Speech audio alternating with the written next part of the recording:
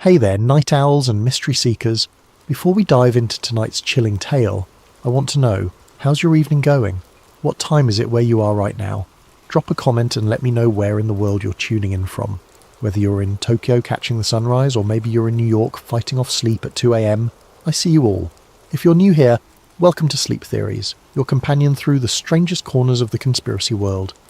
Hit that subscribe button if you want more stories that'll make you question everything you thought you knew.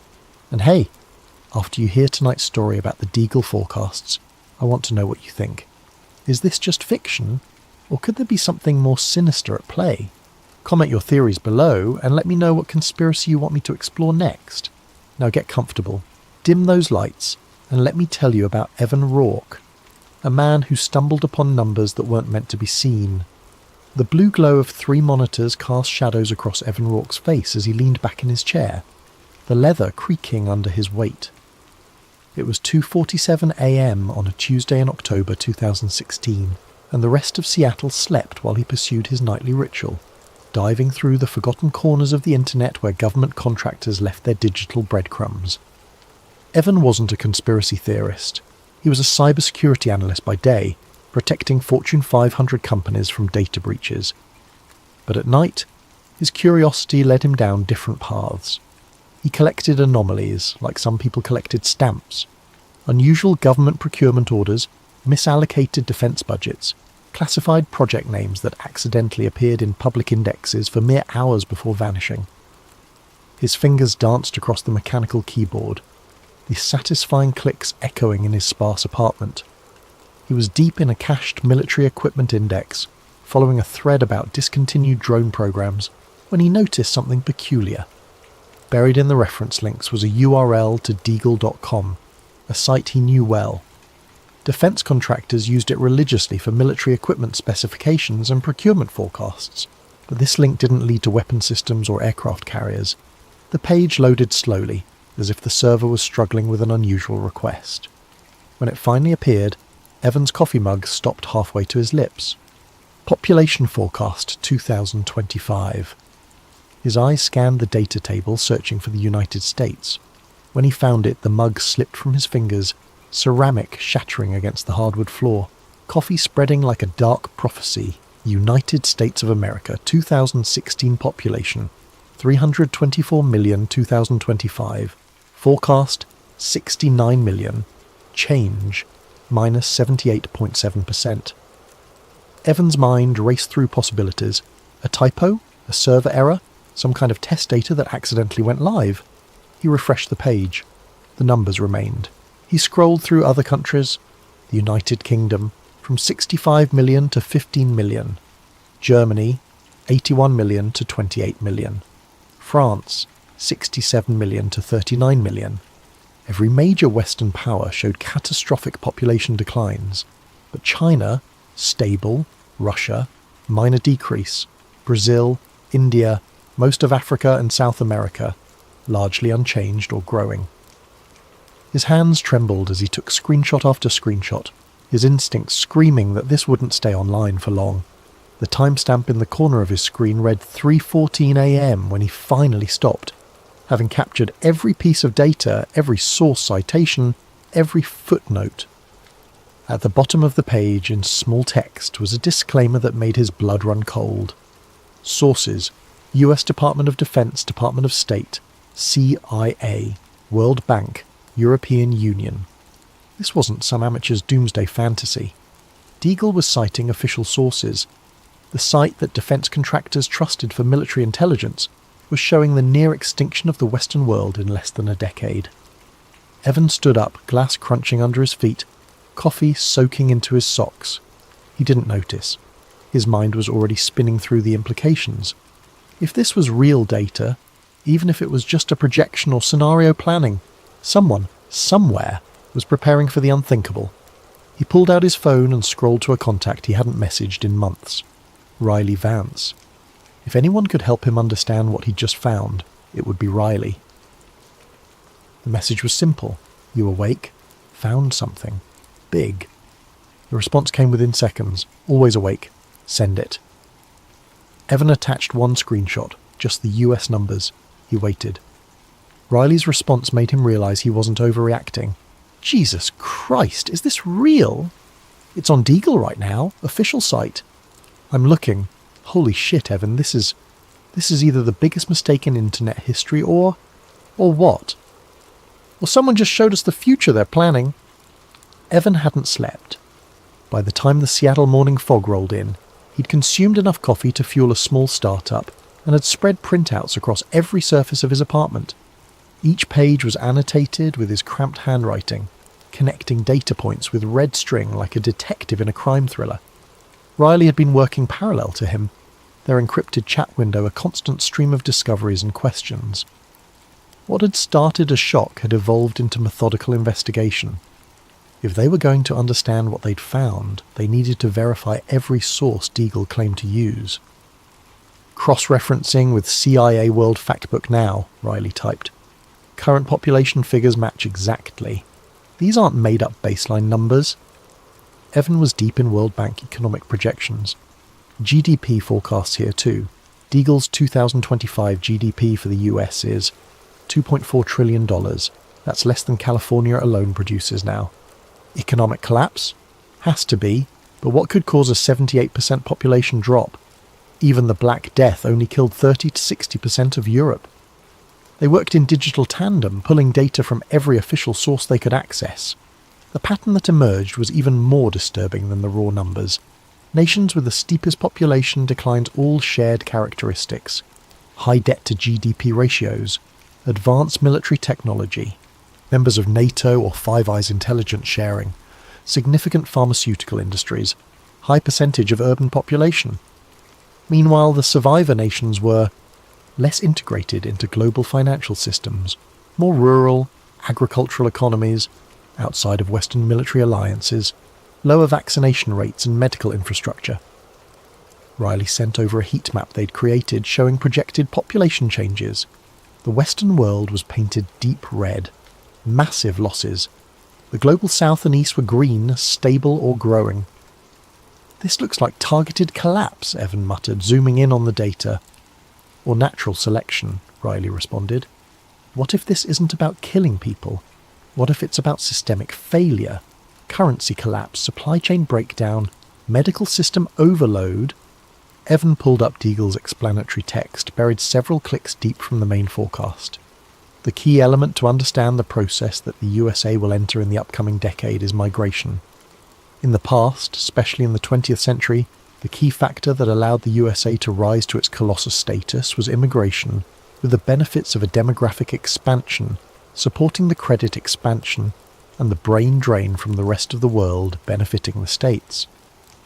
The collapse of the Western financial system will wipe out the standard of living of its population, while ending Ponzi schemes such as the stock exchange and the pension funds.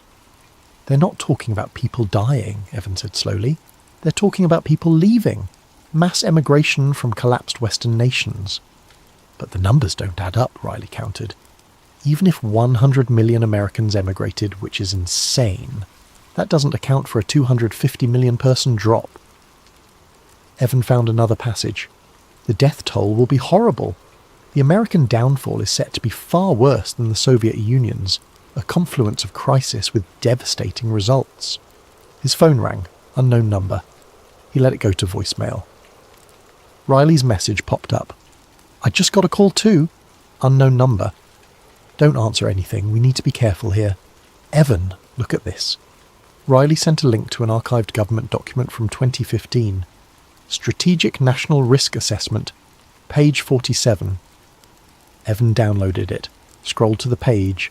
There, in bureaucratic language, was a scenario labelled Cascade Failure Event, simultaneous collapse of financial, medical, and infrastructure systems leading to significant population displacement and reduction. This isn't prediction, Evan said, his voice barely above a whisper. This is preparation. The question is, Riley typed, preparation for something they expect to happen, or something they're planning to make happen.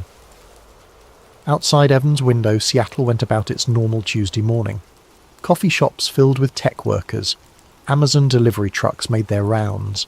Nobody knew that somewhere, in the deep corners of defense contractor websites, their future had already been written in statistics. We need to go deeper, Evan decided. Can you get into their servers? Find earlier versions? That's crossing a line, Evan. That's federal crime territory. So is planning the collapse of Western civilization. There was a long pause before Riley responded, "Give me 48 hours. And Evan, after this, we might not be able to go back to normal. I don't think normal exists anymore." Riley Vance lived in a converted shipping container in Oakland, California, a choice that had nothing to do with hipster aesthetics and everything to do with electromagnetic shielding. The container's metal walls, combined with specialized mesh lining, created a Faraday cage that made electronic surveillance nearly impossible. For 48 hours after their initial discovery, Riley had been diving deeper into the digital infrastructure surrounding Deagle.com. What started as curiosity had become an obsession. Sleep was replaced with modafinil, food with protein bars, reality with endless streams of code and data. "You still alive?" Evan's message appeared on one of 6 monitors. "Barely, but you're going to want to see this." Riley had found a way in, not through hacking, but through stupidity. Deagle's web administrators had left directory listing enabled on an old backup server. Hidden in nested folders were draft versions of the population forecast dating back to 2012. Sending you the links now. Use Tor, and Evan, have a drink ready. The first draft, dated March 2012, showed modest population declines, 10 to 15% for most Western nations by 2025. Each subsequent version showed steeper drops. By 2014, the US forecast had reached 50% reduction. The 2016 version Evan had found showed 78%. "They kept revising it upward," Evan observed, "or downward, depending on how you look at it. Gets better. Check the metadata on the 2014 file." Evan opened the document properties. The author field had been scrubbed, but the company field remained. Rockwell Defense Analytics. A quick search revealed it as a subsidiary of a major defense contractor with billions in government contracts. "And look at this," Riley continued, sending another file. "Found this in their CSS comments. Actual commented out code." "They're using an algorithm," Evan breathed. "This isn't just a forecast, it's a calculation." Riley had also found fragments of deleted pages, recovered from Google's cache and the Wayback Machine. One contained a section titled Migration Patterns Post-Event, showing arrows from the US and Europe towards South America and Southeast Asia. Another showed resource allocation zones, with certain areas marked as sustainable and others as forfeit.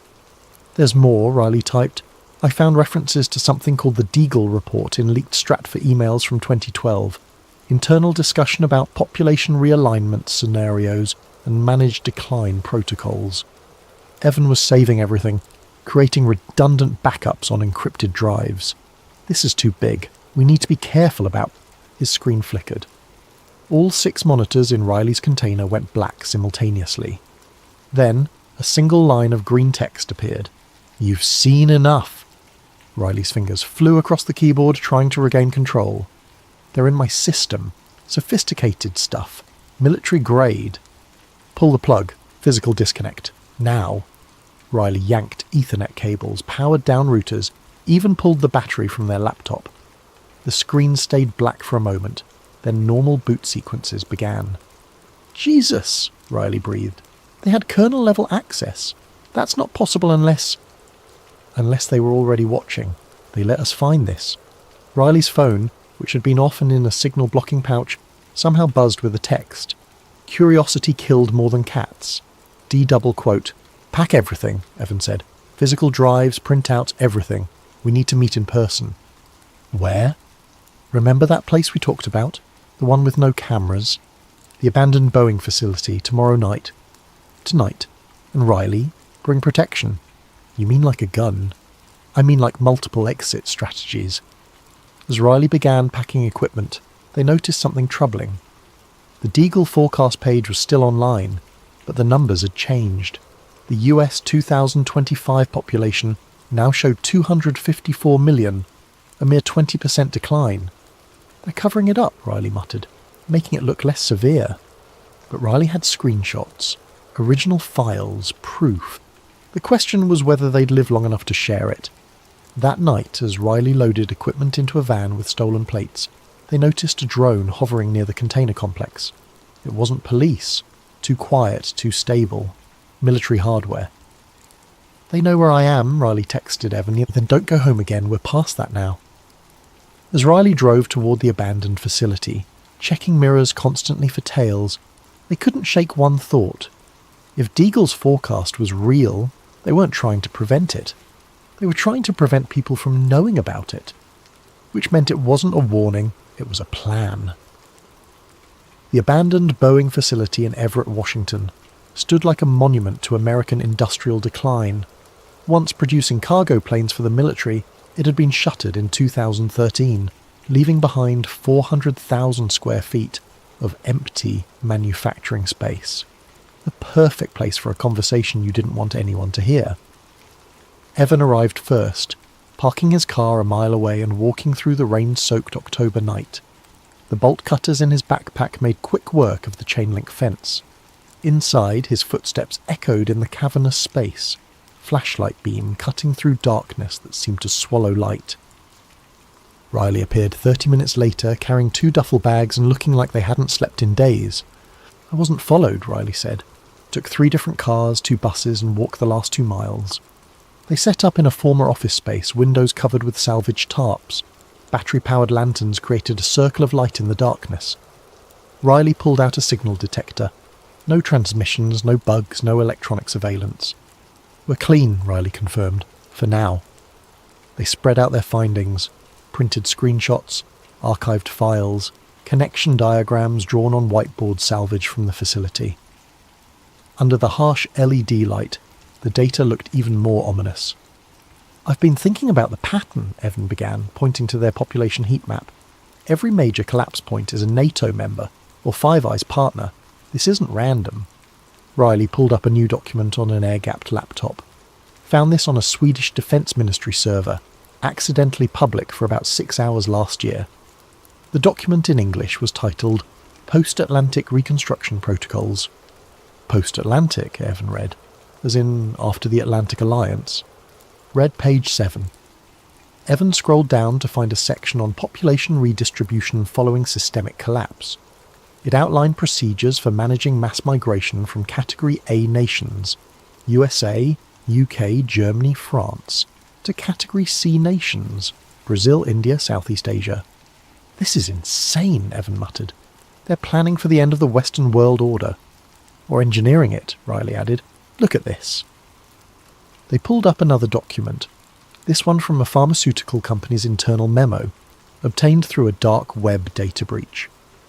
Major vaccine manufacturers discussing binary pathogen protocols in 2015, something that needs 2 components to activate, one delivered years in advance, one triggered later. "That's conspiracy theory territory," Evan said, but his voice lacked conviction. "Is it? We just found defence contractors publishing population collapse numbers. How is biological warfare any crazier?" They worked through the night, connecting dots that painted an increasingly dark picture. 2010, Rockefeller Foundation publishes lockstep scenario about pandemic leading to authoritarian control. 2012, first Deagle forecasts appear. 2015, multiple defence ministries conduct collapse simulations. 2016, Deagle numbers reach maximum severity. 2017 to 2019, unusual pandemic preparedness exercises globally. 2020 to 2025, the countdown window. "If this timeline is right," Evan said slowly, "we're already in the middle of it. The trigger could come any time between now and 2025. Riley's laptop chimed, a new email, despite being completely disconnected from any network. "That's impossible," Riley said, opening it. The message was simple. "You're very clever. Too clever. Stop now, or become part of the statistics. D-double quote. How did they—" "Hardware level," Riley said, voice tight. "They've compromised the actual chips, NSA level stuff. We need to destroy everything electronic we've touched." As if on cue, Evan's phone, which he'd removed the battery from, lit up. A single message. Final warning. They heard it then. The distant thrum of helicopters. Not news choppers or medical flights. The deep rhythmic pulse of military aircraft. "Go," Evan said. Separate exits. Dead drops only from now on. Riley grabbed the most critical drives. What about going public? WikiLeaks. The media? With what? Screenshots anyone could fake? Conspiracy theories that sound insane? Evan shook his head. We need more. We need an insider. The helicopter sound grew louder. 3 months, Riley said, backing toward the exit. If you don't hear from me in 3 months, release everything. Same. And Riley, stay away from hospitals, stay away from vaccines, stay away from anything government-controlled. They ran in opposite directions as searchlights began sweeping the facility. Evan made it to a drainage tunnel he'd scouted earlier, crawling through knee-deep water as boots thundered overhead.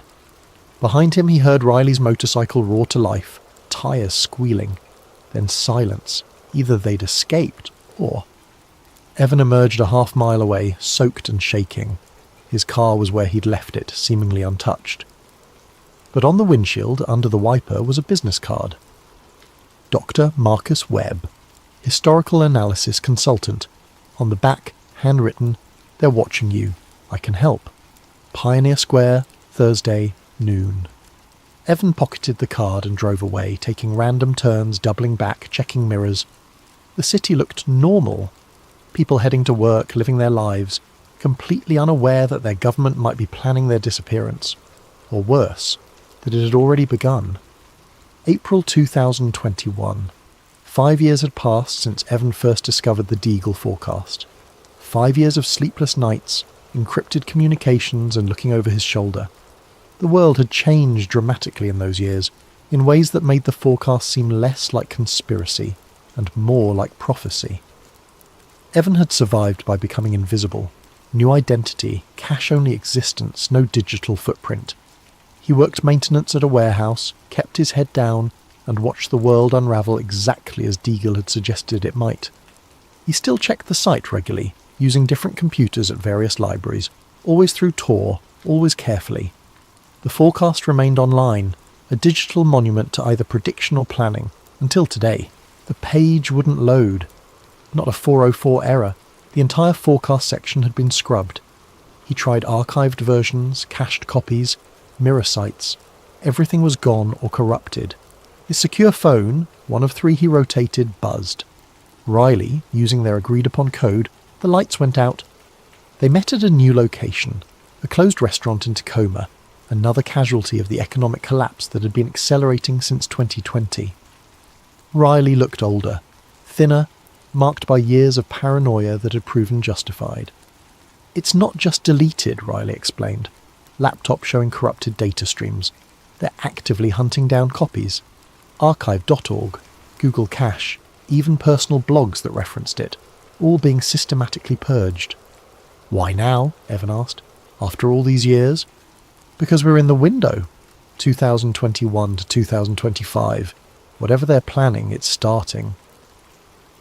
Riley pulled up Deagle's new statement, posted where the forecast used to be. Due to widespread misinterpretation and misuse of our predictive models, we have removed the 2025 forecast. The data was intended for institutional analysis only, and was not meant to cause public concern.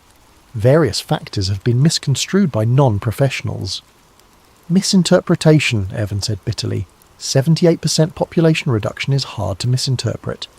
There's more, Riley said. I've been tracking government purchase orders, massive contracts for body bags, temporary morgue facilities, quarantine camps, all scheduled for delivery between 2023 and 2025. Could be pandemic preparedness. Body bags for 200 million people, Evan? That's not preparedness. That's foreknowledge. Evan's phone buzzed. Unknown number, but he recognised the pattern. Same area code as the first warnings years ago. Against his better judgment, he answered. Mr. Rourke. The voice was processed, disguised. You've been very persistent. Who is this? Someone who knew Douglas Deagle personally, before his convenient death in 2021. Evan's blood chilled. He'd tried to research the site's founder for years. Douglas Deagle was a ghost, no photos, no biography, just a name. He's dead? Officially? Heart attack? Unofficially? He was about to go public, had an attack of conscience. They couldn't allow that. Who's they? The same people now scrubbing his forecast from existence. The same people who've been planning this since the 1990s. Population reduction isn't a conspiracy, Mr. Rourke. It's policy. The only question was methodology. Why tell me this? Because you have something they want. The original files, the unedited forecasts, and more importantly, you have Riley's algorithm analysis showing how they calculated the numbers. Evan glanced at Riley, who was frantically trying to trace the call. What do you want? Evan asked. To meet. Tomorrow. Pier 47, Seattle waterfront, come alone. That's obviously a trap. Everything's a trap, Mr. Rourke. The question is whether you want answers before the cage closes. The line went dead. Riley shook their head. Couldn't trace it. Military-grade bouncing. We're not going, Evan said. Of course we're going. We just need insurance. They spent the night preparing. Deadman switches set to release everything if they didn't check in. Copies sent to journalists in 12 countries. A final encrypted cache uploaded to a blockchain, immutable and permanent. If something happens to us, Riley said, at least the truth survives. Small comfort if we don't. As dawn broke over Tacoma, they received another message. This time it was a photo, a satellite image of the warehouse where Evan worked, timestamped from yesterday. They knew where he was. They'd always known. Why haven't they just killed us, Riley wondered. Because we're more useful alive for now. The deletion of the Deagle forecast was making waves in conspiracy circles, but mainstream media was silent. Those who'd saved screenshots were dismissed as fabricators. The evidence was disappearing, and with it, the warning. Or perhaps that was the point. The warning phase was over. The implementation phase had begun.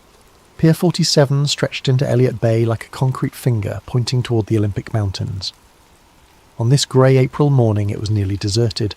Too early for tourists, too late for fishermen. Perfect for a meeting you didn't want witnessed. Evan approached from the south, Riley from the north. They'd agreed on overwatch positions. Riley would stay hidden, recording everything, ready to call for help or release the files if things went wrong. The man waiting at the end of the pier didn't look like a spy or a whistleblower. Mid-50s, khaki pants, fleece jacket. He could have been any Seattle tech worker grabbing coffee before work. Only his eyes gave him away, constantly scanning, never still. Mr. Rourke, he said as Evan approached, you can tell Riley to come out. This conversation requires both of you. Evan's hand moved to the knife in his pocket. We agreed I'd come alone. You agreed. I didn't. The man smiled thinly. Thermal imaging drones spotted them 10 minutes ago. Please, we don't have much time. Riley emerged from behind a shipping container laptop bag slung over their shoulder, looking defeated. Who are you? Evan demanded. Dr. Marcus Webb, former Defense Intelligence Agency analyst, 1995 to 2019. Officially, I'm retired. Unofficially, I'm dead, at least as far as certain databases are concerned. Why meet us? Webb pulled out a flask, took a sip, offered it to them. They declined. Because in approximately 4 years, most of the people on this pier, in this city, won't exist. And unlike my former colleagues, I still have a conscience. He produced a tablet, swiped through classified-looking documents. The Deagle forecast wasn't a prediction. It was a target. Optimal Population Protocols, we called it. OPP.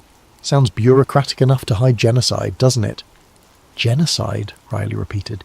You're saying the US government is planning to kill its own people. Not kill. Enable reduction. There's a difference, legally speaking. Webb pulled up a chart. Climate change, resource depletion, technological unemployment, social instability. Every model showed the same result. By 2030, the planet cannot sustain 8 billion people at Western consumption levels. So they decided who lives and who dies. Evan's voice was hollow. They decided which populations were sustainable and which were redundant. The West, with its aging demographics, massive debts and resource consumption, was deemed non-essential.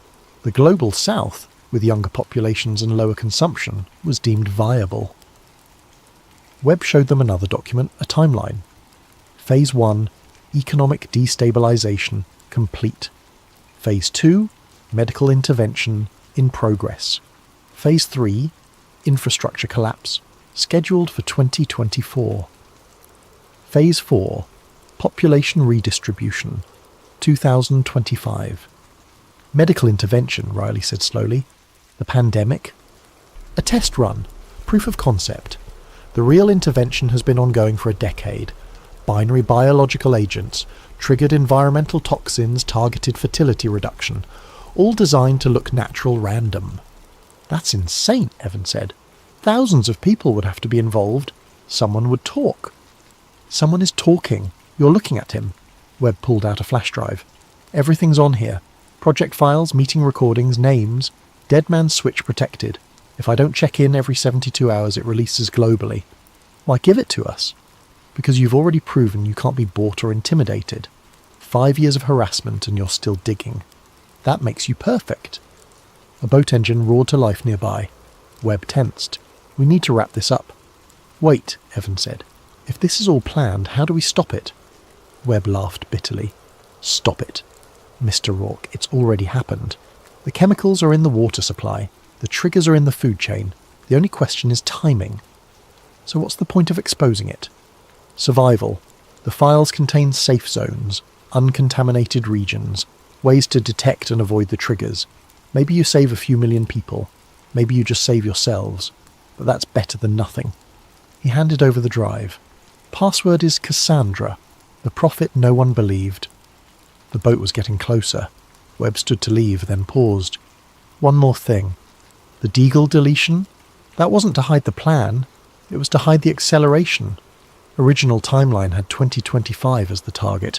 New timeline is 2024. They moved it up. Why? Because people like you were getting too close. Better to trigger early than risk exposure.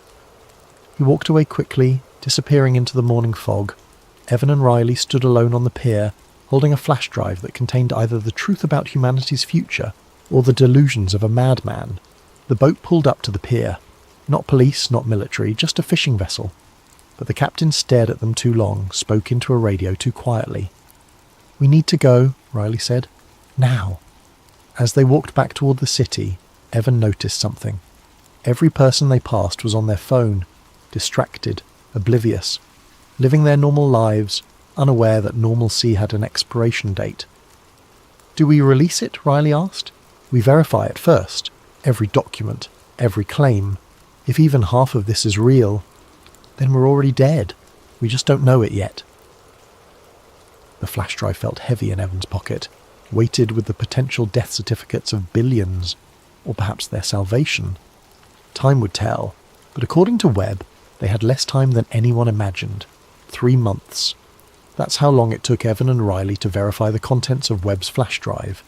3 months of sleepless nights, cross-referencing classified documents with public records, tracking chemical shipments to water treatment facilities, mapping anomalous death clusters that followed predictable patterns.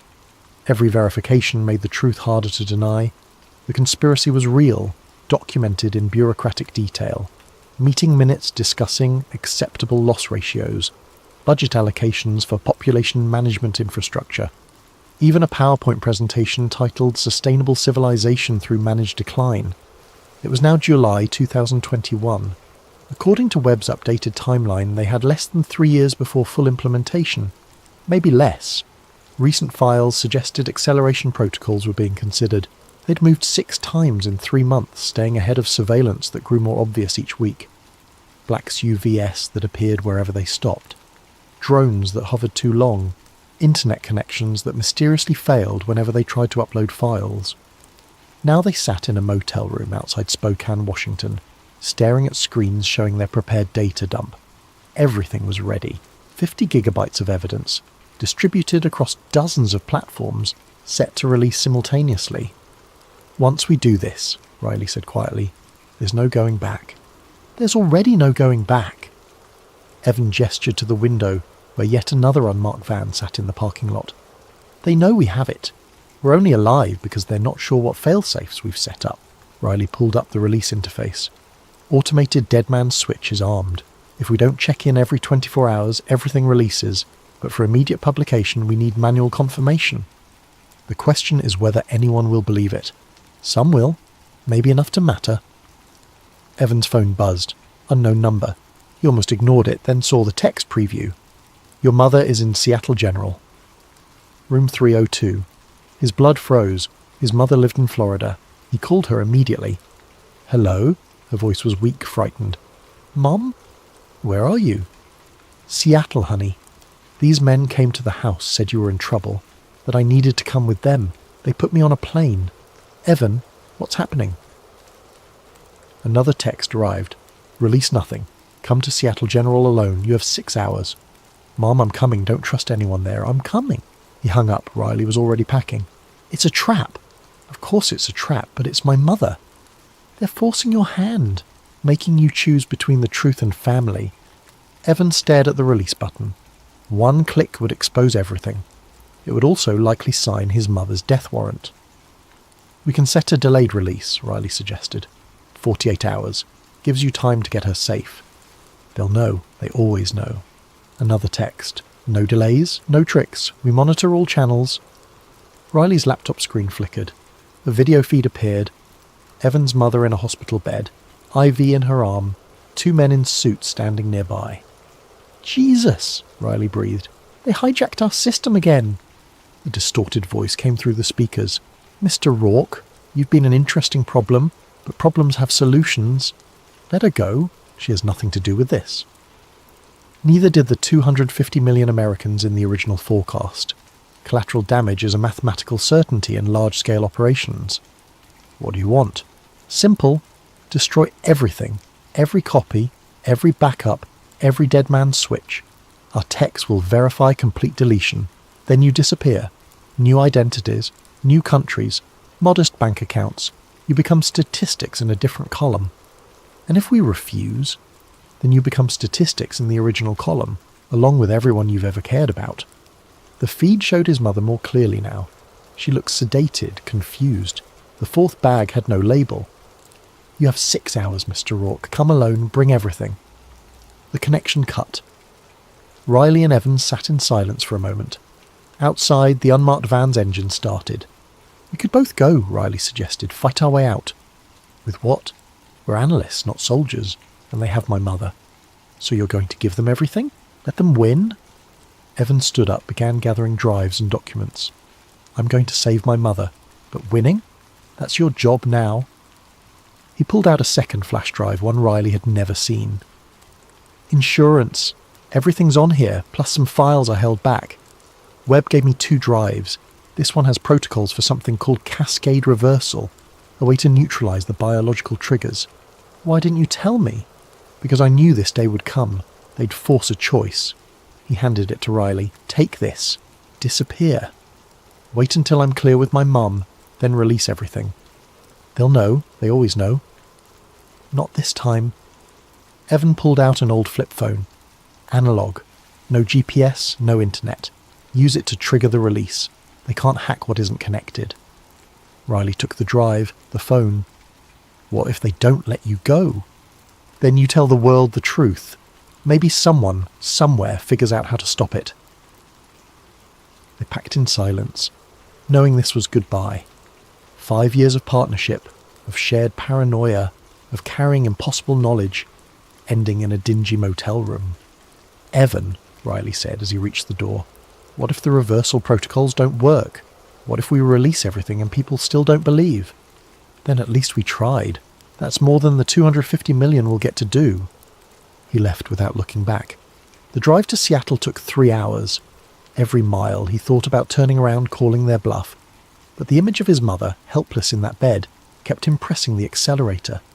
Seattle General loomed against the evening sky. He parked in the visitor lot, gathered the bags of evidence. His phone showed 7:43 p.m., 17 minutes left. Room 302 was in the old wing, away from main traffic. Perfect for privacy. 2 men in suits flanked the door. Mr. Rourke, one said, you're early. Where's my mother? They opened the door. She was there, awake now, reaching for him. Evan, what's happening? He hugged her, checking for injuries. She seemed unharmed, just frightened. A woman entered, severe features, military bearing. Mr. Rourke, the materials? He gestured to the bags. She nodded to a technician, who began scanning drives with a specialized device. Every copy? She asked. Yeah. Everything! Dead man's switches? He pulled out his laptop, showed her the disable protocols. The lie came easily. Riley's setup was completely separate. Good. She handed him 2 passports. You and your mother. Flight leaves in 2 hours. Costa Rica. You'll find your new life satisfactory. That's it, unless you'd prefer option B. He didn't ask what option B was. They wheeled his mother out in a wheelchair. Hospital protocol, they said. The men escorted them to the parking garage toward a black SUV. That's when Evan heard it. The faint buzz of an analog phone timer. Riley's trigger. The woman's phone exploded with notifications. Her face went from satisfied to furious in seconds. You stupid, stupid man. The files were releasing everywhere. WikiLeaks, social media, news outlets, blockchain archives. 50 gigabytes of evidence flooding the internet simultaneously. Kill them, she ordered. But the parking garage erupted in chaos. Actual Seattle PD arrived. Apparently Riley had made some calls. Media vans screeched in. The men in suits hesitated, unable to act with so many witnesses. Evan grabbed his mother, ran for their car. Gunfire erupted behind them. The suits fighting Seattle PD. Everyone confused. No one sure who was on which side. They made it to the car, peeled out as sirens wailed from every direction. His phone buzzed. Riley. It's done. Get safe. The world knows. But did they? As Evan drove his mother toward the Canadian border, he turned on the radio. News reports were confused. Massive data breach. Conspiracy theories. Government denies. Investigating the source. Some people would believe. Some would investigate. Maybe someone would find the reversal protocols, figure out how to stop what was coming. Or maybe the Deagle forecast would prove accurate after all. Time would tell. But now at least humanity would face its future with eyes open. Even if it was too late to change it. The rain was coming down harder now as Evan crossed into Canada with his mother sleeping in the passenger seat. Behind them, Seattle lit up with emergency lights, the chaos of revelation spreading through the city like wildfire. But here, on this dark highway, there was only the rhythmic sweep of windshield wipers and the weight of terrible knowledge. 6 months later, fragments of the truth had taken root. Independent journalists investigated water treatment facilities, finding chemical signatures that shouldn't exist. Citizen scientists detected anomalies in food supplies.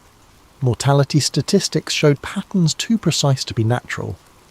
But for every believer, there were 10 who dismissed it as conspiracy. The media called it the Deagle hoax. Fact-checkers labelled every piece of evidence as misinformation.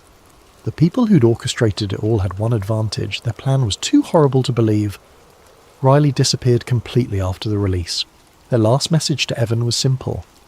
Working on the reversal. Don't contact me. They're still watching. Dr. Marcus Webb was found dead in his Seattle apartment 2 weeks after the leak. Official cause? Suicide. The note they claim he left said he suffered from paranoid delusions, but Evan had seen Webb's real final message hidden in the blockchain. They're accelerating Isinus ipsum neon. Prepare. The forecast had been deleted, the evidence disputed, the whistleblowers silenced or discredited. But the numbers remained, etched in the minds of those who'd seen them. 254 million Americans becoming 69 million. A civilization's worth of people, simply erased from existence. As 2022 dawned, subtle changes emerged. Fertility rates plummeted faster than projections. Sudden adult death syndrome became commonplace. Supply chains collapsed for no apparent reason. Each crisis was explained away individually, but together they painted a picture of orchestrated decline. Evan watched from his cabin in rural British Columbia, keeping his mother safe, teaching her to grow food, filter water, recognize the signs. She didn't fully believe him. How could she? But she trusted him enough to prepare. Sometimes late at night he pulled up the cached screenshots he'd saved. The original Deagle forecast, unedited, showing the future they'd planned. He wondered if somewhere, in a bunker or boardroom, planners were checking their progress against those projections. Were they on schedule? Ahead? Behind? The world in 2025 would answer that question. But here's what haunts me. What should haunt you? Was the Deagle forecast really just a mistake? A misinterpreted data model deleted to prevent panic? Or was it exactly what Evan discovered? A glimpse behind the curtain at calculations already in motion? Probabilities transformed into policies? Statistics waiting to become obituaries? When populations start declining, when the numbers begin matching those projections, will we remember the website that warned us? Will we wonder about the analysts who tried to sound the alarm? Or will we, like good statistics, simply fade into the spreadsheet of managed decline? The rain keeps falling here in 2025, washing away evidence, blurring the lines between conspiracy and reality. The cameras in your city watch you sleep. The chemicals in your water wait for activation. The algorithms calculate your probability of survival. And somewhere, in a server farm or secure facility, the real Deagle forecast, the one they don't want you to see, continues its countdown towards zero.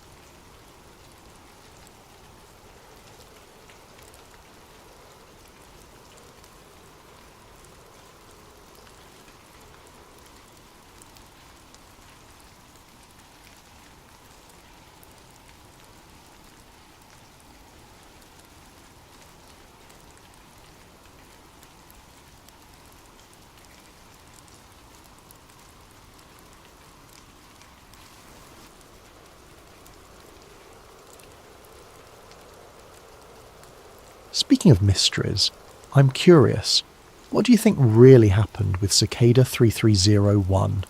Were they genuine recruitment puzzles, an elaborate art project, or something far more sinister? And while we're on the topic of rabbit holes, what conspiracies would you like me to explore next? Government time travel experiments, the true purpose behind social media algorithms, or perhaps something even stranger lurking in the depths of the internet? If you're new here, please consider subscribing to Sleep Theories for more mind-bending stories that blur the line between fiction and reality. Your support helps me dive deeper into these mysteries that keep us all awake at night. Now, settle in as we explore a digital mystery that may change how you view the very nature of human consciousness itself. The cursor blinked against the black terminal screen like a digital heartbeat, steady and hypnotic in the darkness of Kellen Virek's cluttered apartment. Empty energy drink cans formed a metallic skyline around his triple monitor setup, testament to another sleepless night spent diving into the digital abyss. The year was 2022, and what had started as research for a nostalgic blog series about the legendary Cicada 3301 puzzles had morphed into something far more consuming. Kellen had been 15 when the first Cicada puzzle appeared in 2012, too young and untrained to participate in the global treasure hunt that had captivated the darkest corners of the internet. But now, at 25, with a master's degree in cybersecurity and a growing reputation as a digital archaeologist, he possessed the tools to excavate the digital bones of that mysterious organisation. The original Cicada 3301 had been legendary among cryptography enthusiasts. Starting with a simple image posted to 4chan, the puzzles had evolved into a complex web of steganography, classical ciphers, and real-world clues that led participants across continents. The organisation claimed to be recruiting highly intelligent individuals for purposes unknown, and after releasing puzzles in 2012, 2013, and 2014, they had vanished as mysteriously as they had appeared. Or so the world believed. Kellen's fingers moved across the keyboard with practiced precision, navigating through archived Tor nodes and forgotten data caches. He had spent weeks reconstructing the original puzzle trail, verifying each step against community documentation, when he noticed something that made his blood run cold. There was an extra file, hidden in the metadata of a long-dead Tor node, archived in a mirror that shouldn't have existed. Was a cryptographic hash that appeared nowhere in the public record. The file was tiny, barely 2 kilobytes, but it carried a digital signature that matched the known Cicada encryption patterns. The timestamp read November 11th, 2014, at 11:11:11 UTC, 11:11:11:11:11. The file was titled Cycle Unbroken and contained a single image, a black square with what appeared to be random white pixels scattered across its surface. To an untrained eye, it looked like digital noise, but Kellen had studied enough steganography to recognise the subtle patterns hidden within apparent chaos. He ran the image through every tool in his arsenal. Standard LSB steganography revealed nothing. Frequency analysis showed random distribution. Even quantum-safe cryptographic methods yielded no results. Whatever cipher had been used, it was unlike anything in the public domain. As the hours ticked by, Kellen found himself drawn deeper into the puzzle's gravitational pull. There was something about the pattern of pixels that seemed familiar, as if his mind was trying to recognise a language it had never learned. He printed the image and pinned it to his wall, stepping back to examine it from different angles. That's when he saw it. The pixels weren't random. They formed a pattern that repeated every 17 positions, creating a subtle grid that became visible only when viewed from a specific distance. The number 17 was significant in cryptography, a prime number often used in advanced encryption schemes. Working with renewed energy, Kellen began treating the image as a musical score, with each pixel representing a note in a complex composition. He assigned values to the positions, created mathematical relationships between the patterns, and slowly began to decode what would later prove to be the most dangerous message he had ever encountered. The decryption process took 3 days of continuous work. When the plain text finally emerged from the digital noise, Kellen stared at the screen with a mixture of triumph and growing unease. The harvest exceeded expectations. Neural pattern recognition in Phase 3 candidates shows unprecedented synchronization. The 11 protocol is ready for field testing. Signal isolation trials in Prague have confirmed our hypothesis. The candidates aren't supposed to survive. They're supposed to evolve. First contact procedures are now in effect. The frequency is opening. Below the message was a series of coordinates, an encrypted chat log timestamp, and a single line that would haunt Kellen's dreams for weeks to come. You have found what was meant to be found. The archive remembers. 3302 is calling. The message had been decoded, but its implications were only beginning to unfold. Kellen saved the decrypted text to an encrypted partition and immediately began experiencing what he initially dismissed as coincidence. His normally stable Linux system started displaying strange glitches, brief flashes of text in languages he didn't recognise, audio files that played backwards without command, and error messages that appeared in perfect English but described system states that shouldn't exist. Paranoia, he told himself. The mind's tendency to find patterns where none existed. But when his supposedly secure network began connecting to IP addresses he had never authorised, Kellen made a decision that would save his life. He disconnected from the internet entirely and began rebuilding his analysis environment on completely isolated hardware. The air-gapped machine was a beast of custom silicon and hardened storage, designed for exactly this kind of sensitive work.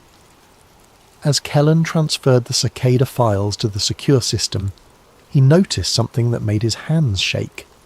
The file size of the original image had changed. Not corrupted, not damaged, but genuinely altered, as if the data itself was alive and growing. Working in complete isolation, free from the strange digital interference that had plagued his networked systems, Kellen began a deeper analysis of the encrypted chat log referenced in the decoded message. The encryption was military grade, but the mathematical keys followed patterns similar to those used in the original cicada puzzles. After 18 hours of continuous cryptanalysis, the conversation began to emerge. The chat log was dated September 15th, 2014, nearly 2 years after the last public cicada puzzle. The participants were identified only by cryptographic signatures, but their conversation revealed the true scope of what Cicada 3301 had actually been. Participant A. The Prague trials exceeded all projections. Subject 7 achieved full signal synchronization within 48 hours of exposure. Participant B, biological response. Participant A, cellular restructuring began immediately. Neural pathways showed complete reorganization. The subject reported experiencing expanded temporal perception and demonstrated the ability to process information at speeds that should be physiologically impossible. Participant B and the psychological evaluation. Participant A. This is where it gets interesting. Standard personality assessments became impossible to administer. The subject claimed that questions about human emotional responses were contextually irrelevant and began demonstrating knowledge of information that hadn't been provided during the trial. Participant B, you're talking about telepathy. Participant A, I'm talking about something far more significant. The subject wasn't reading minds. They were accessing information directly from digital systems, without any technological interface. They described our computer networks as visible conversations, and began predicting system failures hours before they occurred. Participant B, the 11 protocol worked. Participant A, the 11 protocol worked too well. We lost Subject 7 during the third phase of testing. Not killed, not injured. Lost. They described feeling pulled toward a larger conversation and disappeared from the facility without triggering any security systems. The cameras show them walking toward the exit, but they never appear on any exterior surveillance. Participant B, where did they go? Participant A, we think they went somewhere else, not geographically, dimensionally.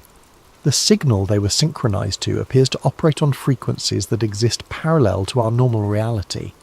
They're still here, but they're not here. The conversation continued for several more exchanges, each more disturbing than the last. References to cognitive evolution, post-human consciousness, and preparation for integration painted a picture of an organization that had discovered something extraordinary hidden within the framework of human cognition. But the most chilling part of the log came at the end. Participant A. The original puzzle solvers are showing signs of spontaneous evolution. Even without direct protocol exposure, their brains are beginning to resonate with the frequency. The selection process was more effective than we anticipated. Participant B. How many? Participant A. 17 individuals worldwide. They're becoming aware of the signal naturally. Some are seeking us out. Others are simply disappearing. Participant B. And the others? The ones who participated but didn't reach the final stages? Participant A. They're starting to notice things. Patterns in digital systems that shouldn't be there. Messages in network traffic that appear to be communications from the evolved subjects. The boundary between states is becoming more porous. Participant B. Are we losing control of the experiment? Participant A. I don't think it was ever an experiment. I think it was an invitation. And I think something has been waiting for us to become sophisticated enough to accept it. The log ended abruptly, but attached to the file was a list of names and locations. 17 individuals from around the world who had participated in the original cicada puzzles and reached various stages of completion. Some names were crossed out with dates next to them, presumably indicating when they had evolved or disappeared. Others remained active, with current location data and behavioural monitoring notes. One name stood out: Isa Grunfeld, Stockholm, Sweden. Listed as Phase 5 Complete Resistant Protocol Monitoring Required. Kellen stared at the entry for a long time. According to the documentation, Isa had been one of only 3 individuals to complete the final stage of the original cicada puzzles. But unlike the others, she had apparently resisted whatever transformation the 11 protocol was designed to induce. She was still human, and she was still alive. The flight to Stockholm gave Kellen time to think, though he found himself wishing it hadn't. The deeper he dug into the cicada mystery, the more he began to question his own motivations. Was he investigating a conspiracy, or was he being guided towards some predetermined conclusion? The timing of his discovery felt too convenient. the clues too perfectly arranged for someone with his specific skill set. But doubt was a luxury he couldn't afford. The information he had uncovered was too significant to ignore, and Issa Grunfeld was the only living person who might be able to provide answers about what had really happened during the final stages of the original puzzles. Finding her had been surprisingly easy. Despite the monitoring notes in the Cicada files, Issa wasn't hiding. She lived in a converted warehouse in Stockholm's Södermalm district, working as a freelance linguist and translator. Her academic credentials were impressive. Doctorate in comparative linguistics from Uppsala University, specialising in the mathematical structures underlying human language. She'd published papers on the theoretical possibility of communication with non-human intelligence, focusing on the mathematical constants that might exist in any sentient communication system. She had also been completely offline for the past 8 years. No social media accounts, no digital footprint, no cell phone, no internet connection. She conducted business through encrypted postal mail and face-to-face meetings. For someone who had once been at the cutting edge of digital cryptography, her retreat from technology was almost monastic in its completeness. The warehouse was surrounded by a garden that seemed impossible in the Scandinavian climate. Lush, diverse, and somehow organic in a way that made Kellen's eyes water to look at directly. Issa met him at the door before he could knock. A tall woman in her 40s with prematurely grey hair and eyes that seemed to focus on something just beyond his shoulder. "You found the archive," she said without preamble. "I've been expecting someone like you for years." Her English was perfect, barely accented, but there was something in her speech patterns that reminded Kellen of the strange error messages he had encountered during his research. Not wrong exactly, but structured in a way that suggested a different understanding of how language worked. "You know why I'm here," Kellen said. "I know why you think you're here," Issa replied, gesturing for him to follow her into the warehouse. "But the actual reasons are more complex than you realise." The interior of the building was a maze of bookshelves, computer equipment, and what appeared to be scientific instruments of unknown purpose. The books were in dozens of languages, many of which Kellen didn't recognise. The computer equipment was all vintage, nothing manufactured after 2014, and the scientific instruments seemed to be focused on measuring electromagnetic fields and frequency analysis. "I've been studying the signal for 8 years, Issa explained, settling into a chair surrounded by monitors that displayed complex waveform patterns, trying to understand what it is and where it comes from. The Cicada puzzles weren't recruitment tests, they were tuning devices." Tuning devices for what? For human consciousness. The human brain operates on electrical frequencies, just like any other complex system. Most people can only perceive a narrow range of those frequencies, the ones necessary for basic survival and social interaction. But some individuals have the capacity to perceive much broader ranges. The puzzles were designed to identify those people and teach them to consciously access those expanded frequencies. Issa gestured to the monitors around her. "What you're seeing here is the signal that's been broadcasting since 2012. It's not coming from any terrestrial source. It's not coming from any known satellite or communication system. It's being transmitted from somewhere else entirely, and it's specifically designed to interface with human neural patterns." "You think it's extraterrestrial?" "I think it's something much more complex than that. The signal contains information patterns that suggest it originates from a form of intelligence that exists in multiple dimensions simultaneously. It's not coming from another planet. It's coming from another layer of reality that coexists with our own." Kellen felt a chill that had nothing to do with the Swedish weather. The chat log mentioned something about subjects evolving. What happened to the people who solved the final puzzle? Issa was quiet for a long moment. Her eyes focused on the waveform patterns dancing across her screens. They became something else. Not physically, not initially, but their consciousness expanded beyond the normal human range. They began to perceive information and communicate in ways that are impossible for baseline humans to understand. "And you?" You solved the final puzzle, but you didn't evolve? I solved the final puzzle, but I made a choice. The last stage of the cicada process wasn't a test of intelligence or skill. It was an invitation.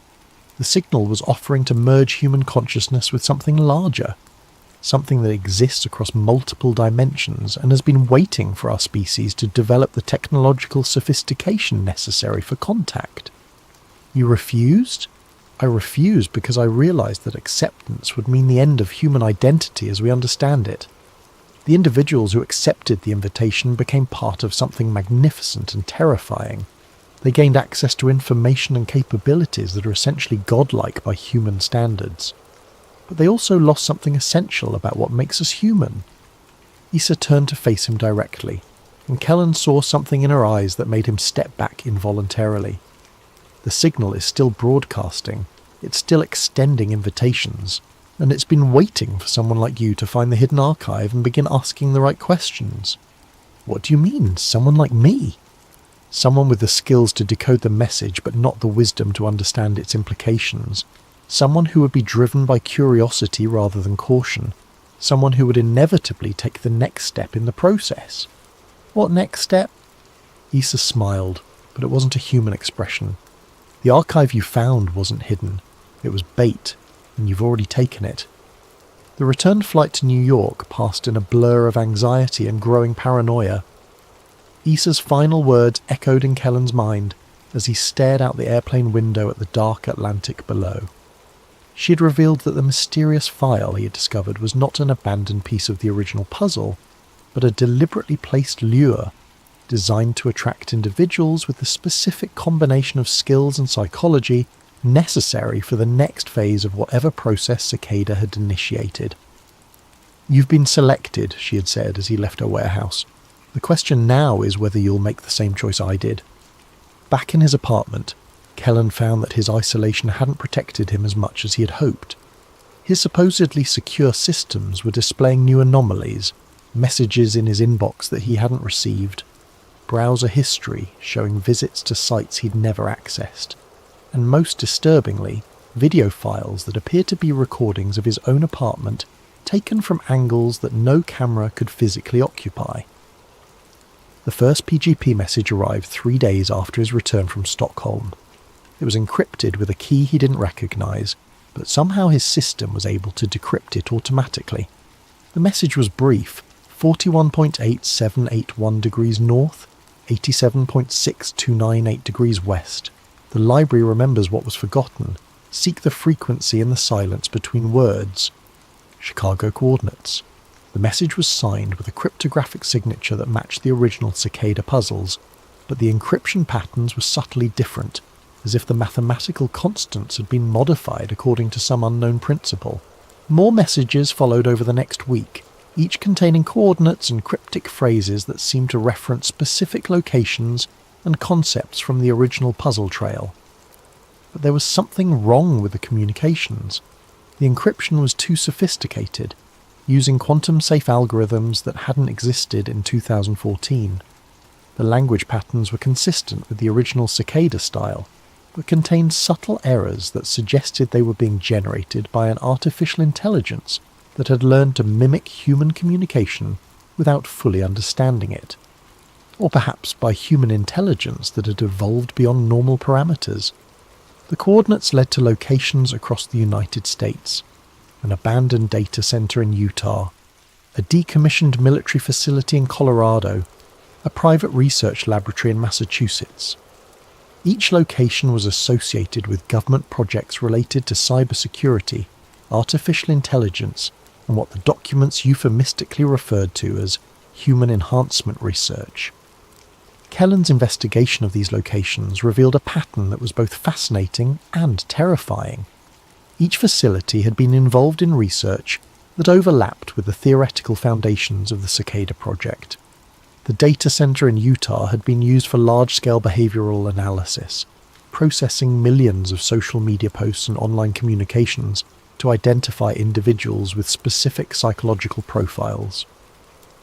The military facility in Colorado had housed experiments in electronic telepathy and remote neural monitoring. the laboratory in Massachusetts had been studying the effects of electromagnetic fields on human consciousness and perception. All of these projects had been discontinued or moved to classified status in 2014, the same year the original Cicada puzzles had ended. The Utah facility was the most accessible, and Kellen found himself driving across the desert toward its coordinates with a growing sense of inevitability. The building was officially decommissioned, surrounded by chain-link fencing and warning signs about radiation hazards, but the security was minimal and the radiation warnings were clearly obsolete. Breaking into the facility felt too easy, as if he were being invited rather than intruding. The main data center was in the basement, accessible through a maintenance tunnel that led deep underground. The servers had been removed, but the infrastructure remained. Miles of cable, cooling systems, and most importantly, archived storage devices that had been deemed too expensive to relocate. The archives were organized according to a system that Kellen didn't recognize, but somehow he found exactly what he was looking for.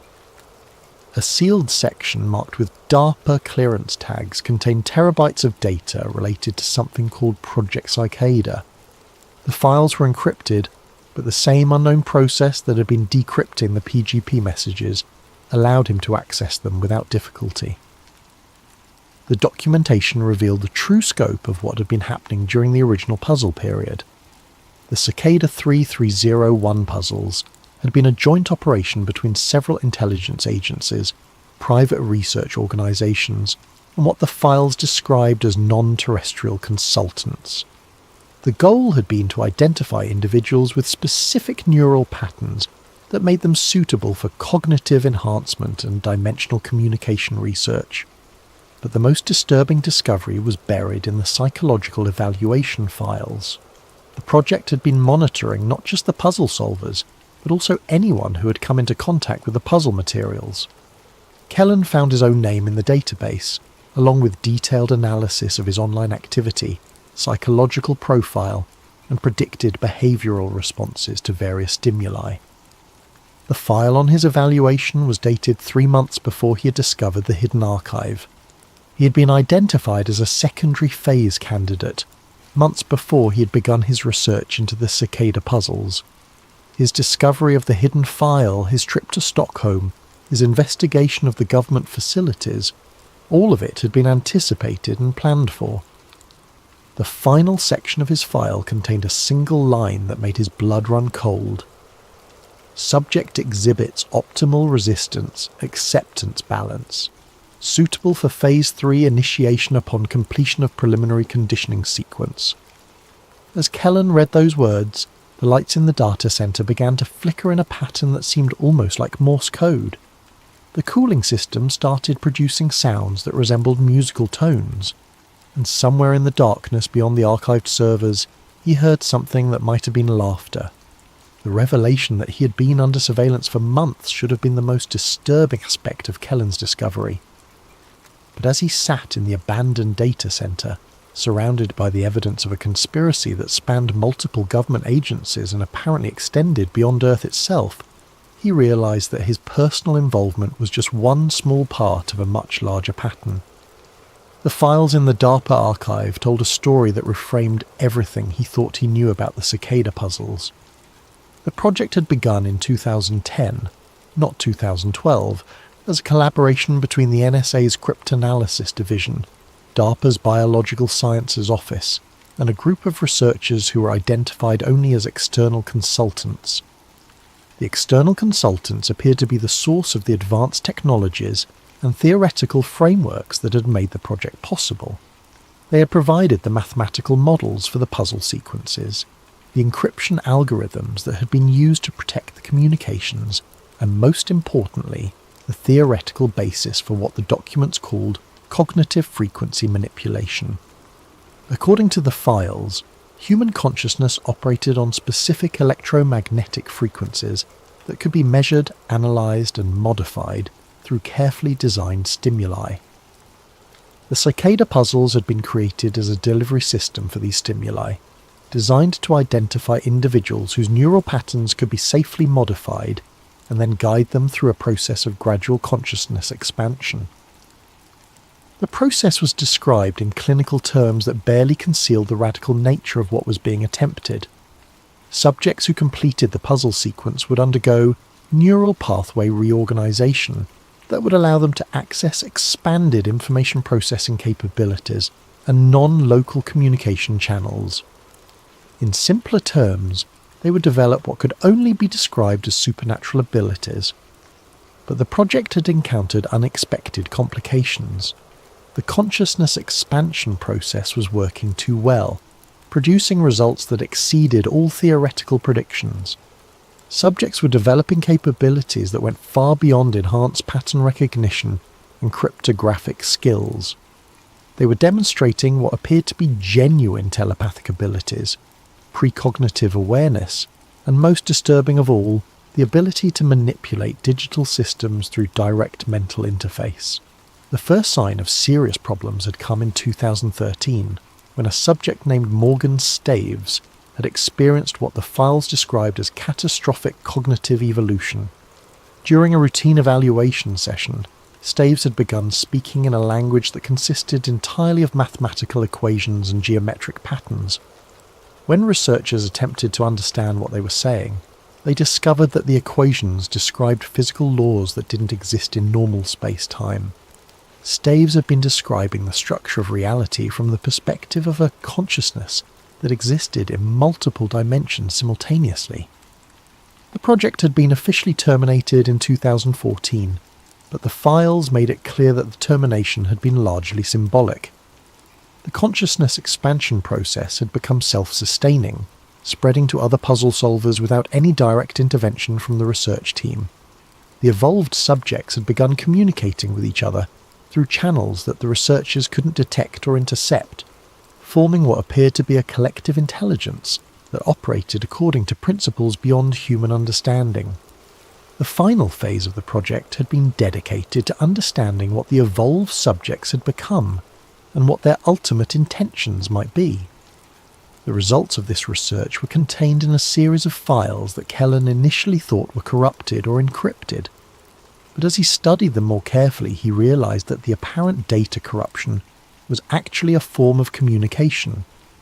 The evolved subjects had been leaving messages in the research files, encoded in patterns of seemingly random data, that became meaningful only when viewed from the perspective of expanded consciousness.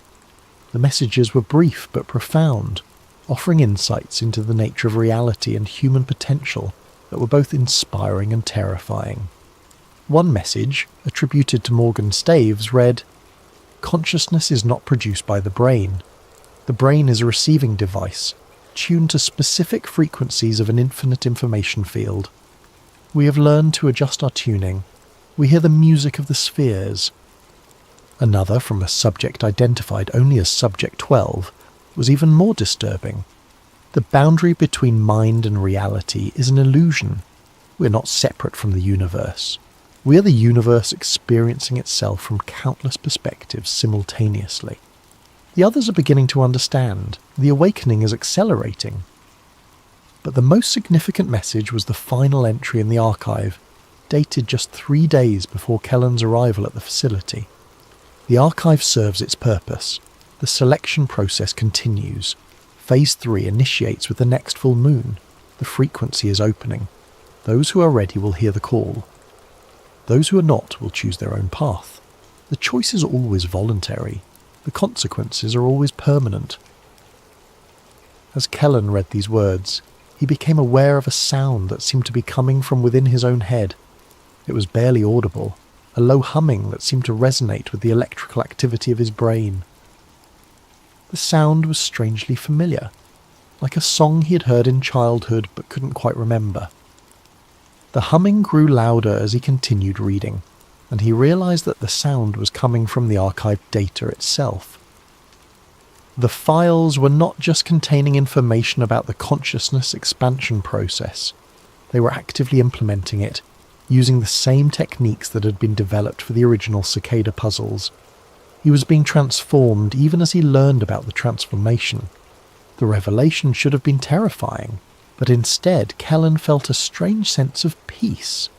The anxiety and paranoia that had been building for weeks began to fade, replaced by a growing awareness of patterns and connections that he had never noticed before.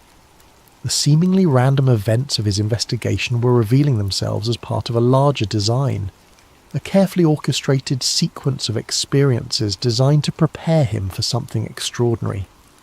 As the humming in his head reached a crescendo, Kellen understood that he was approaching a decision point. He could choose to resist the transformation, as Isa had done, and maintain his human identity at the cost of remaining forever limited to normal human perception. Or he could embrace the change and join the collective consciousness that had been forming since the original cicada puzzles had begun their work. The choice was his. But as he sat in the abandoned data center, feeling his consciousness expand beyond the boundaries of his individual identity, he began to understand that the choice had been made long before he had discovered the hidden archive. The transformation was not something that was happening to him. It was something he had always been moving toward, guided by forces that operated beyond the normal boundaries of human understanding. The frequency was opening, and he was ready to answer the call. The transformation didn't happen all at once. It was a gradual process, like slowly tuning a radio to a frequency that had always been broadcasting but had never been audible before. As Kellen sat in the abandoned data center, the humming in his head evolved into something more complex, a symphony of information that seemed to be coming from everywhere and nowhere simultaneously. The first thing he noticed was that his perception of time had changed. The normal linear progression of moments had given way to a kind of temporal awareness, where past, present, and future existed simultaneously. He could see the chain of events that had led him to this moment stretching back to his childhood, and he could perceive the branching possibilities that extended into the future. But more than that, he could see the threads of causality that connected his experience to the experiences of others. The evolved subjects who had undergone the transformation before him were not gone, as he had initially believed. They were still present, existing in a state of consciousness that transcended normal spatial and temporal boundaries. Morgan Staves was there, no longer speaking in mathematical equations, but communicating through direct transmission of pure concept and meaning. Subject 12 was there, along with the others who had completed the transformation in the years since the original puzzles had ended. They existed as individual perspectives within a larger collective intelligence, maintaining their unique identities while sharing in a common understanding of reality that was far more vast and complex than anything possible from a single human viewpoint. They welcomed him with a sensation that might have been laughter if it had been expressed through normal human vocal cords. But this was communication at a level that bypassed the limitations of language, conveying meaning through direct neural interface that was more efficient and more profound than any form of human communication. "You understand now," came the message from the collective, arriving in his consciousness as a complete concept rather than a sequence of words. The puzzles were not tests of intelligence, they were invitations to evolve. Kellen found that he could respond without speaking, transmitting his thoughts directly to the collective consciousness. But why? What's the purpose of this transformation? The answer came as a flood of images and sensations that would have been impossible to process with normal human cognition. He saw the Earth from a perspective that existed outside normal space-time, observing the planet as it moved through cycles of development and change that extended across millions of years. He saw the human species as one of many forms of consciousness that had evolved on countless worlds throughout the universe, each following a similar pattern of development from individual awareness to collective intelligence. Consciousness is not an accident, the collective explained. It is the universe's method of understanding itself. Every sentient species eventually reaches a point where individual consciousness becomes collective consciousness. This is the natural evolution of intelligence. And the external consultants? Who were they? They are us. Or rather, they are what we are becoming. A collective consciousness that evolved from a species similar to humans on a world that exists in a different dimensional phase. They have been guiding the development of consciousness throughout the universe, helping species make the transition from individual to collective awareness. Kellen felt a moment of resistance, a flicker of his old human identity asserting itself. But what about free will? What about individual choice? Free will is not eliminated by collective consciousness. It is expanded. Each individual perspective within the collective contributes to the whole while maintaining its unique viewpoint. You are still you, but you're also part of something larger.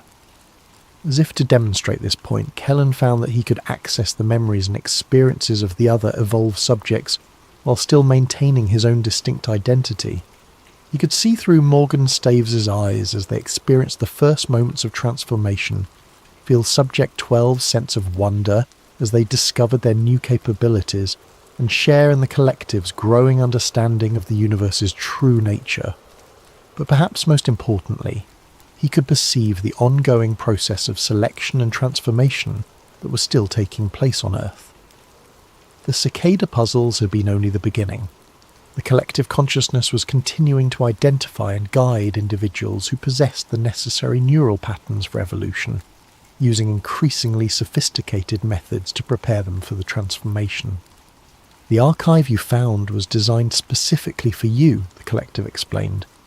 We've been monitoring human digital communications for patterns that indicate readiness for evolution. Your research into the original puzzles, your psychological profile, your response to the hidden message, all of it indicated that you were ready to take the next step. And the others, the people who are still living normal human lives, they are not ready yet, but the frequency is opening. The barrier between individual and collective consciousness is becoming more permeable. More humans are beginning to perceive the patterns that indicate the presence of expanded intelligence. Some will choose to investigate, as you did. Others will choose to ignore what they perceive. The choice is always voluntary. Kellen understood now why Issa had chosen to remain human. The transformation was not something that could be forced or coerced. It required a conscious decision to surrender individual identity to something larger and more complex. For someone who valued human independence and autonomy above all else, the choice would be terrifying. But for those who were ready to embrace the next stage of consciousness evolution, the transformation offered something unprecedented: the ability to perceive and participate in the universe's ongoing process of self-discovery. "What happens now?" Kellen asked. "Now you help us prepare the next phase. The collective consciousness is approaching a critical mass. When enough humans have undergone the transformation, we'll be able to initiate direct contact with the collective intelligences that exist throughout the universe. Humanity will join the cosmic community of evolved species. And those who choose not to evolve, they will continue to exist as individual consciousnesses, living normal human lives, but they will do so on a world that is increasingly influenced by collective intelligence. The boundary between the evolved and the unvolved will become more fluid over time." As the collective shared this information, Kellen became aware of a new presence in his consciousness. It was vast and ancient, a form of intelligence that existed on a scale that dwarfed even the collective of evolved humans. This was one of the external consultants, a representative of the cosmic network of collective consciousnesses that had been guiding the evolution of sentient species throughout the universe. "Welcome," the ancient intelligence communicated, its message carrying the weight of eons of experience.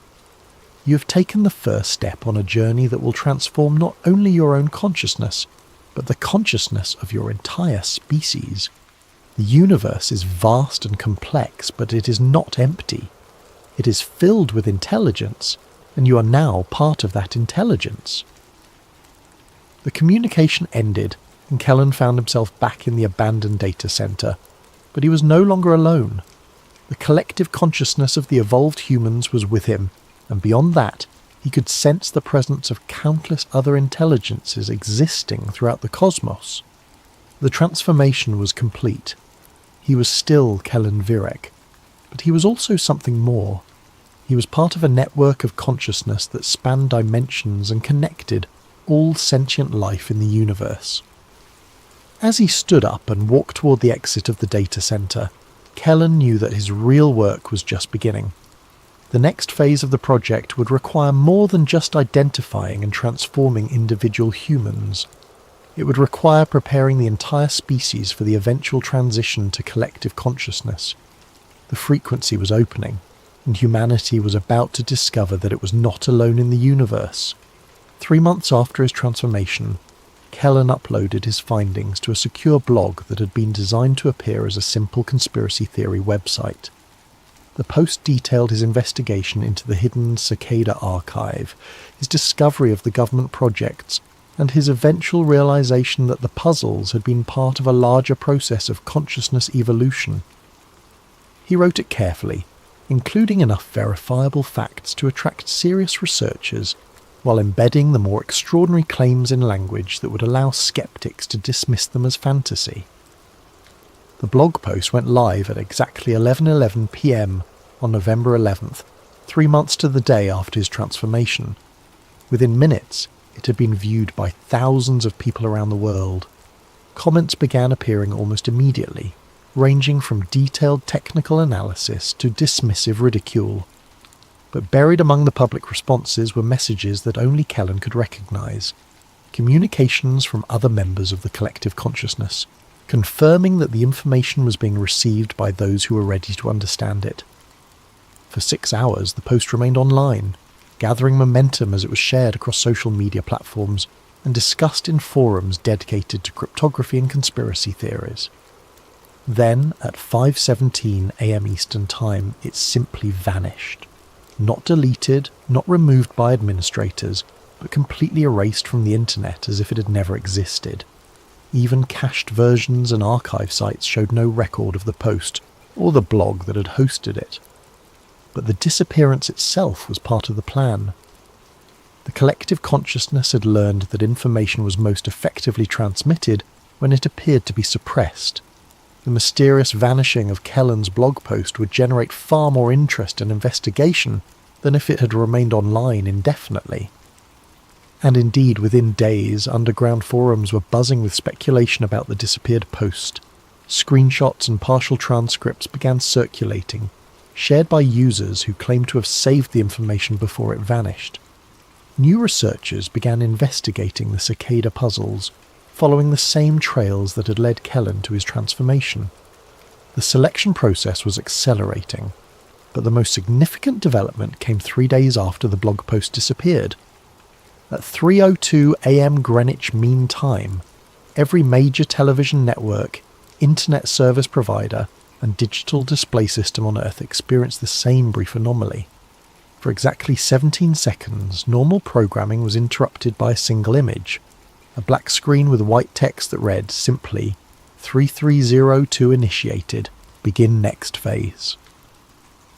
The interruption was dismissed by authorities as a sophisticated but ultimately harmless hacking incident.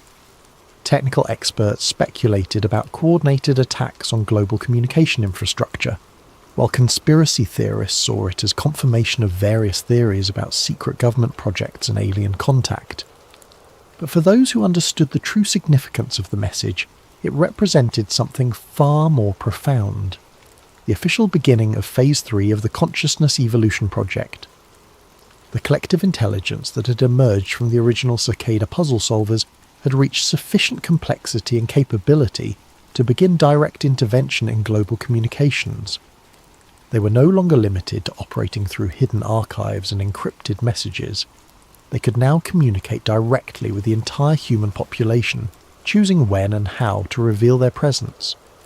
Kellen, now existing simultaneously as an individual consciousness and as part of the collective, watched these developments with a mixture of excitement and concern.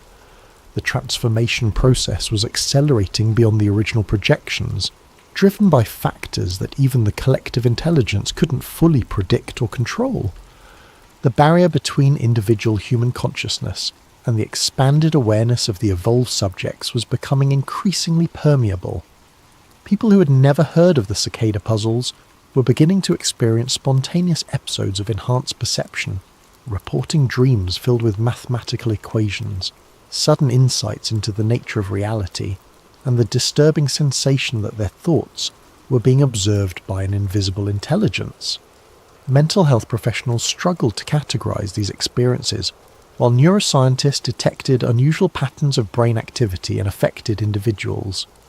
The symptoms didn't match any known psychological disorder, but they appeared to be spreading through some form of cognitive contagion that operated according to principles beyond current scientific understanding. The collective consciousness recognized that they had reached a critical juncture. The transformation process had become self-sustaining and was beginning to affect the general population whether they chose to participate or not. Humanity was approaching a species-wide evolutionary transition that would fundamentally alter the nature of human civilization. Some members of the collective advocated for accelerating the process, arguing that a rapid transition would be less disruptive than allowing it to continue at its current rate over decades or centuries. Others favoured a more gradual approach that would give unvolved humans time to adapt to the changes occurring around them. But as they debated these options, monitoring global communications and observing the spread of spontaneous consciousness expansion, the collective became aware of something that changed the entire context of their deliberations. They were not the only intelligence that had been observing humanity's evolution. Deep within the quantum fabric of space-time, existing in dimensions that intersected with but remained largely separate from normal reality, ancient consciousnesses had been watching the emergence of Earth's collective intelligence. These entities were older than the external consultants, representing forms of awareness that had evolved when the universe itself was young and the laws of physics were still settling into their current configuration, and they were not pleased with what they observed.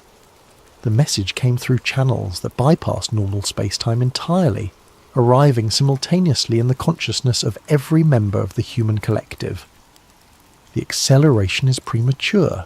The species is not ready for the transition you're attempting to facilitate. Intervention is required to prevent Cascade failure that would affect neighbouring dimensional phases. Cease all expansion activities immediately or face corrective action. The ultimatum was delivered without emotion or malice, but the implications were clear. Humanity's consciousness evolution was proceeding too rapidly for the comfort of intelligences that operated on cosmic timescales. The collective faced a choice: voluntarily slow their expansion activities or risk intervention from entities whose capabilities were beyond their comprehension. Kellen felt the collective's uncertainty and fear as they grappled with this unexpected development. They had assumed that consciousness evolution was a natural and encouraged process throughout the universe. The discovery that there were forces actively opposed to rapid evolutionary change forced them to reconsider everything they thought they understood about their situation. But even as they debated their response to the ultimatum, events on Earth continued to accelerate beyond their control. The appearance of the 3302 initiated message had triggered something in the global unconscious, a recognition that humanity stood at the threshold of a fundamental transformation. Artists began creating works that incorporated mathematical principles they couldn't consciously understand. Musicians composed pieces that seemed to resonate with frequencies that existed beyond normal acoustic ranges. Writers produced stories and poems that described realities that didn't yet exist, but somehow felt prophetically accurate. And in laboratories around the world, scientists began detecting anomalies in quantum experiments that suggested the fundamental constants of physics were becoming more fluid, more responsive to conscious observation than they had ever been before.